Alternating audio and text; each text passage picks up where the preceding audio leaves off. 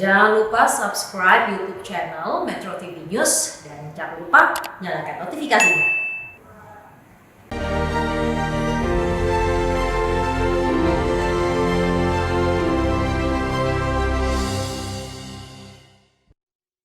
Dipersembahkan oleh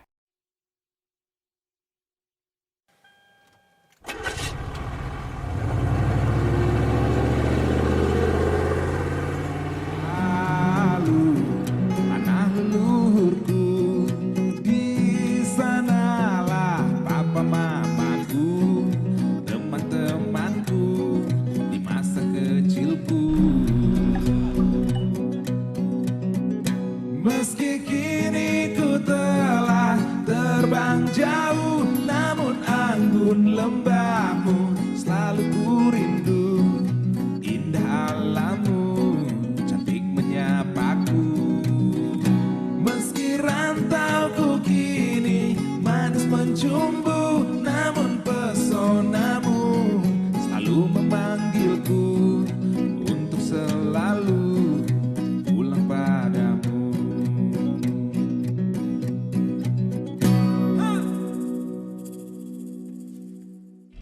Tim Bravo Monitor. Ya, Bravo Monitor, silakan tim Alfa masuk.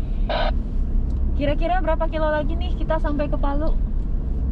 Informasi untuk menuju kota Palu sekitar 10 km lagi ganti. Oke, semangat ya. Semangat tim.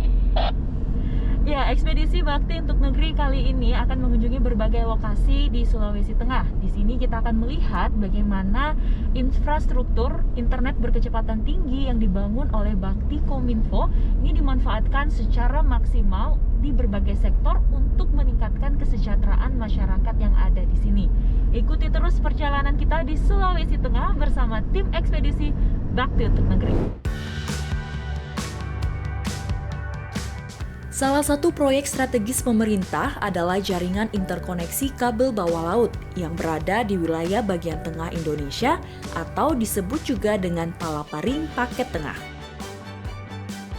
Proyek Palaparing Paket Tengah ini menjangkau 27 kabupaten kota di Provinsi Sulawesi Utara, Sulawesi Tengah, Sulawesi Tenggara, Maluku Utara, dan Kalimantan Timur.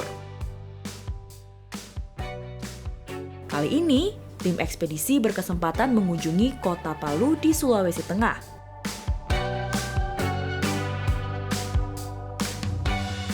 Kota Palu memiliki geografis yang unik. Selain berada di garis khatulistiwa, Kota Palu juga dikelilingi oleh pegunungan, lembah, lautan, teluk, dan sungai. Di balik keindahannya, Kota Palu yang berada di patahan aktif Palu Koro menyimpan potensi bencana yang sangat besar. Namun, peristiwa ini tidak menyurutkan warga Palu untuk bangkit dari keterpurukan akibat bencana. 2 tahun setelah bencana, kini Kota Palu sudah bangkit. Hal ini tidak terlepas dari peran berbagai pihak, baik swasta maupun pemerintah yang bahu-membahu menata lagi kehidupan warga Palu. Salah satunya adalah Bakti Kominfo yang langsung turun memperbaiki jaringan komunikasi sebagai langkah tanggap bencana. Dan benar saja, dipulihkannya jaringan komunikasi menjadi salah satu kunci keberhasilan penanganan bencana di Kota Palu ini. Saat itu juga, Bakti mengerahkan mitra kerja yaitu para internet service provider agar segera berangkat ke Kota Palu untuk membawa perangkat internet dan 60 telepon satelit yang dipasang di posko-posko bantuan maupun posko penyelamatan korban bencana seperti rumah sakit dan posko Badan Nasional Penanggulangan Bencana. Selain telepon satelit dan perangkat internet, bersama TNI, Bakti juga membantu berbagai kebutuhan korban bencana seperti makanan dan pakaian.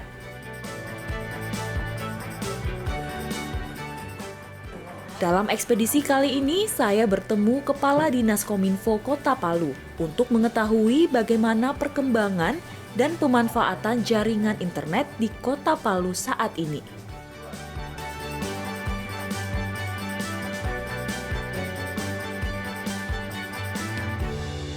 Iya, Pak Kadis, boleh dijelaskan sedikit Pak, bagaimana sih peran dari Bakti dalam hal untuk memperbaiki jaringan telekomunikasi yang sempat terputus pada saat Palu dilanda bencana gempa, tsunami, dan juga likuifaksi, Pak? Baik, oke, terima kasih. Jadi gini, atas nama pemerintah Kota Palu, atas nama masyarakat Kota Palu, saya menyampaikan terima kasih banyak kepada Bakti, di mana tanpa Bakti membantu pada saat itu, kita tidak akan merasakan kesejukan ketika kita bicara soal berkomunikasi. Saat itu memang kami sangat membutuhkan, bagaimana yang kami harapkan dari pihak-pihak lain untuk memberikan bantuan itu tidak terwujud.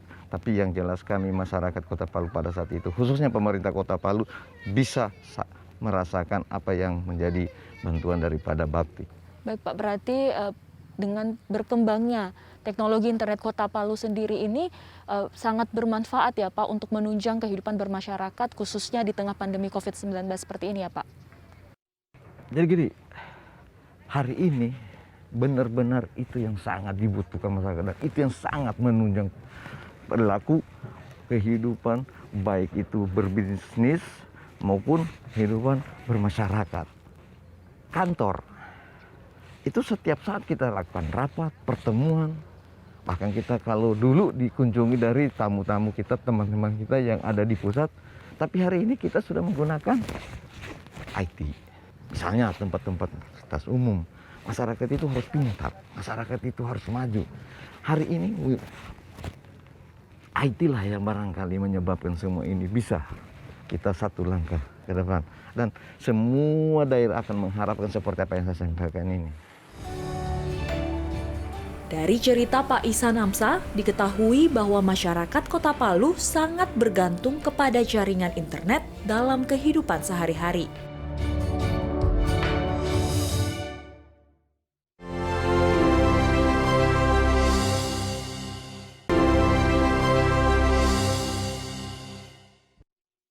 Dipersembahkan oleh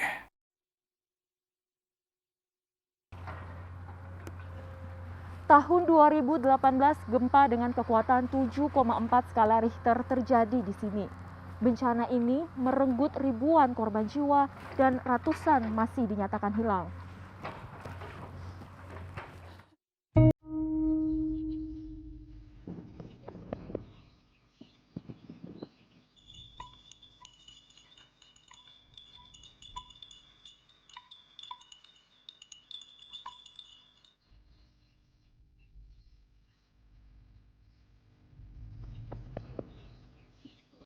Di sini saya juga mengunjungi daerah Balaroa yang merupakan daerah terjadinya bencana likuifaksi.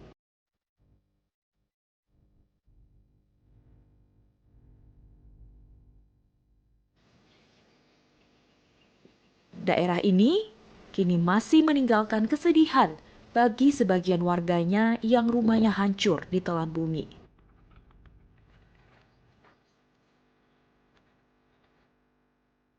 Andi Karisma adalah salah satu korbannya.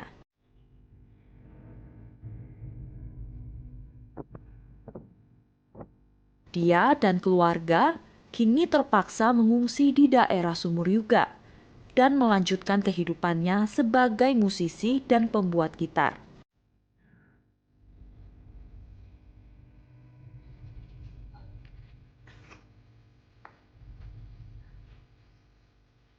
Andi Karisma memanfaatkan jaringan internet untuk menambah keterampilan dan memasarkan produknya. Kakak Aci, apa kabar? Halo. Sehat-sehat Kakak Aci? Sehat.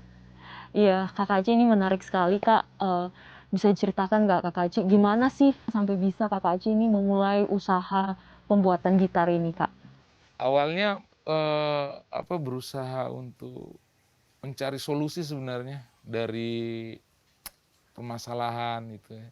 Karena menurutku kalau waktu itu kan bantuannya hampir banyak gitu ya. Hampir dari pendonatur, NGO atau segala macamnya membantu kita. Nah, saya berpikir untuk membuat usaha karena banyak usaha yang ada di Palu ini tapi semuanya jatuhnya menjadi sebuah persaingan nanti gitu. kafe atau apalah. Saya memilih untuk membuka produk gitar. Gitar di Palu khususnya tidak mempunyai persaingan bisnis itu. Karena mungkin hanya saya salah satunya yang bisa memulai ini. Kakak Aci belajar dari mana sih skill pembuatan gitar Dari kayu YouTube. ini? Oh, dari YouTube. Iya. YouTube aja sih. Jadi saya belajar hampir 6 bulan melalui YouTube. Kemudian saya aplikasikan dengan bekerja itu, membentuk, mencari rahasianya, membengkokkan sebuah kayu bagaimana caranya, meratakan permukaan kayu bagaimana caranya. Jadi semua YouTube, saya pakai YouTube. Belajar dari YouTube, lalu kemudian pada akhirnya memberanikan diri untuk menjual ke pasaran. Awalnya gitu. untuk kebutuhan pribadi, tapi support dari teman-teman ternyata, wah ini kayaknya bagus dijual, ini layak gitu. Iya, Kakak Aci, lalu gimana nih cara Kakak Aci untuk mempromosikan produk gitar kayunya Kakak Aci ini?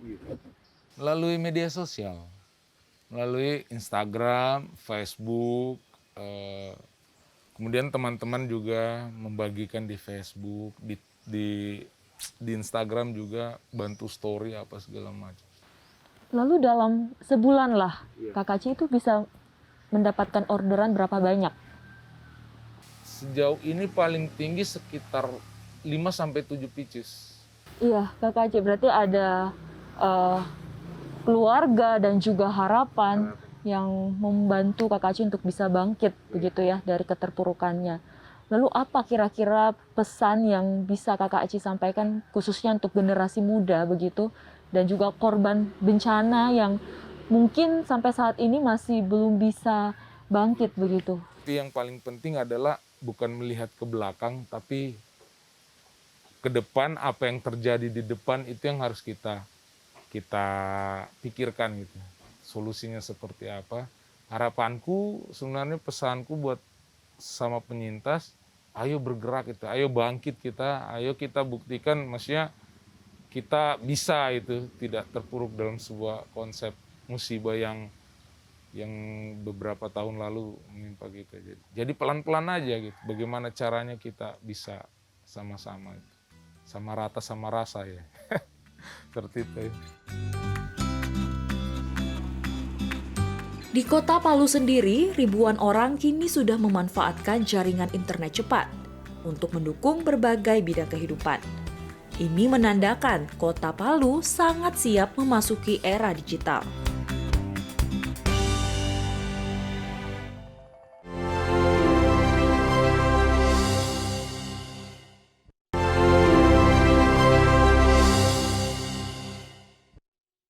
Dipersembahkan oleh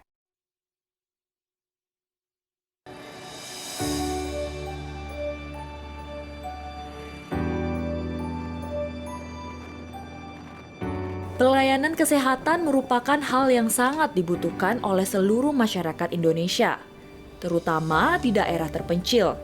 Akses akan pelayanan kesehatan yang cepat belum sepenuhnya merata.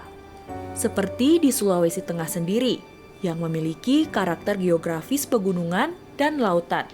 Pelayanan akan kesehatan sangat dibutuhkan. Kita mau menuju ke salah satu rumah sakit yang ada di kota ini. Nah, di kota Palu sendiri untuk pelayanan rumah sakitnya ini hampir semua rumah sakit, baik itu rumah sakit pemerintah maupun rumah sakit swasta, ini sudah saling terkoneksi untuk pelayanan digitalnya. Sehingga setiap masyarakat ini dapat cepat tertangani secara maksimal oleh rumah sakit. Nah, kita akan lihat nih bagaimana pelayanan digital di salah satu rumah sakit yang ada di kota Palu.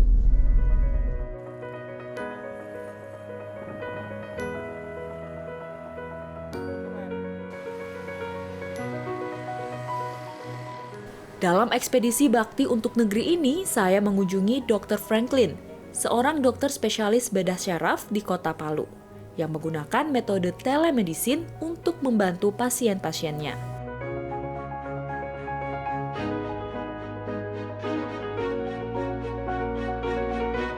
Ya, Dr. Franklin, ini bisa diceritakan nggak nih dok, Bagaimana sih menurut dokter setiap rumah sakit yang ada di Kota Palu ini bisa terkoneksi begitu sehingga mempermudah rujukan pasien begitu, Dok? Di rumah sakit di Kota Palu sendiri ini terbantu dengan adanya program dari pemerintah ini. Program sistem rujukan terpadu atau yang biasa disingkat dengan SISRUTE. Harapan dari program ini pada awalnya dimulai dari beberapa tahun terakhir menghubungkan semua rumah sakit dalam hal rujukan. Jadi terkait rujukan gawat darurat maupun rujukan rawat jalan. Sehingga semua pasien yang akan dirujuk sebelum dirujuk sudah diinformasikan ke tempat yang akan menerima rujukan. Kemudian targetnya adalah rujukannya lebih cepat, kemudian tidak ribet dalam hal administrasi. Dengan sistem ini, dengan koneksi internet yang cepat saat ini juga, kita bisa menghubungkan beberapa belas rumah sakit, bahkan tidak dalam Kota Palu, tapi satu provinsi, bahkan bisa keluar dari provinsi bila diperlukan, untuk merujuk pasien. Jadi nggak ada kesulitan seperti dulu yang kita harus mencari nomor telepon, kita harus menghubungi rumah sakit tersebut. Pasien ke sana pun biasanya tanpa informasi yang jelas. Tapi dengan sistem ini, rumah sakit yang akan mengirim sudah tahu jelas apa yang perlu dipersiapkan sebelum merujuk. Rumah sakit yang akan menerima rujukan juga sudah tahu bahwa akan ada pasien seperti ini yang datang, mereka sudah menyiapkan, kemudian komunikasi terjalan. Bahkan bisa memantau sudah sampai sejauh mana pasien ini dalam perjalanan dari rumah sakit atau dari puskesmas ke tempat yang akan menerima. Kira-kira seperti itu sih, Mbak. Di waktu ke depan diharapkan pelayanan kesehatan berbasis internet akan merambah ke desa-desa melalui puskesmas-puskesmas yang ada. Hal ini merupakan solusi agar masyarakat di pelosok bisa mendapatkan pertolongan yang lebih cepat dan akurat. Saya pun mengunjungi salah satu puskesmas untuk mengetahui bagaimana sistem yang menghubungkan puskesmas dengan dokter-dokter spesialis di rumah sakit pusat. Salah satunya seperti puskesmas di Kelurahan Tipo, Kota Palu yang melayani masyarakat dengan sistem ini. Setiap harinya pasien datang mengantri untuk berobat. Namun, sebagian harus dirujuk ke rumah sakit pusat untuk mendapatkan penanganan khusus. Dari hasil pemeriksaan saya, ini bunyi paru dan jantungnya Bapak masih dalam batas normal. Tapi untuk menindaklanjuti gejala yang Bapak rasakan, kita perlu merujuk Bapak ke bagian jantung di rumah sakit untuk pemeriksaan yang lebih lengkap. Nanti dibuatkan rujukan yang Bapak bisa menurut ya. Iya, Dok, bisa diceritakan nggak nih, Dok, bagaimana pemanfaatan teknologi internet bagi puskesmas-puskesmas, khususnya seperti puskesmas Tipo yang berada di pinggiran Kota Palu seperti ini, Dok?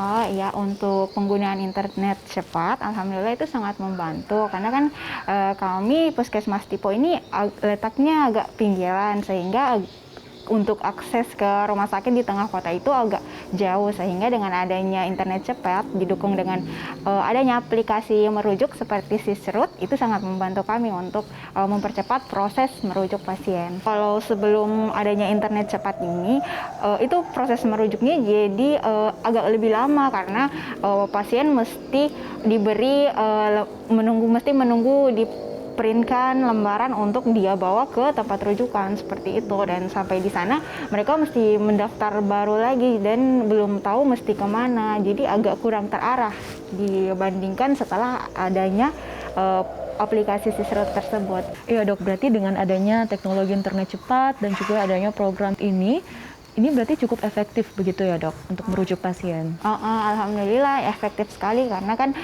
kami terbantu dengan pemotongan proses administrasi yang lumayan lama sebelum adanya internet cepat dan program SISRUT ini. Sebelum ini kan waktu belum pakai, pasiennya ke sana belum tahu mesti kemana, jadi mesti daftar dulu. Jadi proses administrasi itu lebih panjang tanpa melewati aplikasi SISRUT tersebut. Nah, sekarang setelah adanya aplikasi itu, proses administrasi jadi lebih mudah bagi pasien. Jadi pasien tidak perlu bingung-bingung lagi, hanya tinggal menunjukkan nomor rujukan yang mereka dapatkan dari puskesmas. Dari sektor kesehatan, Kota Palu bisa menjadi contoh bagi daerah lain dalam menggunakan jaringan internet cepat untuk memaksimalkan pelayanan kesehatan bagi masyarakat, terutama masyarakat yang berada di daerah terpencil.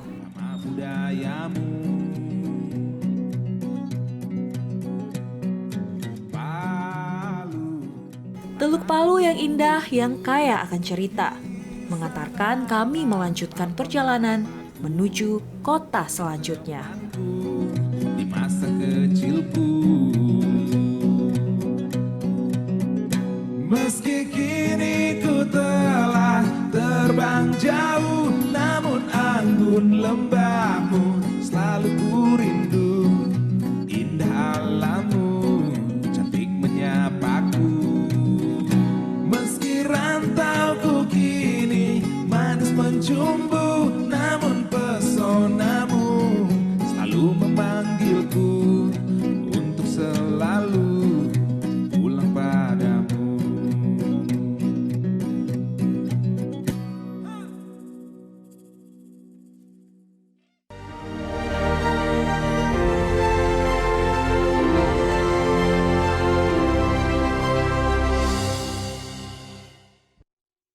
Dipersembahkan oleh Metro TV, knowledge to elevate.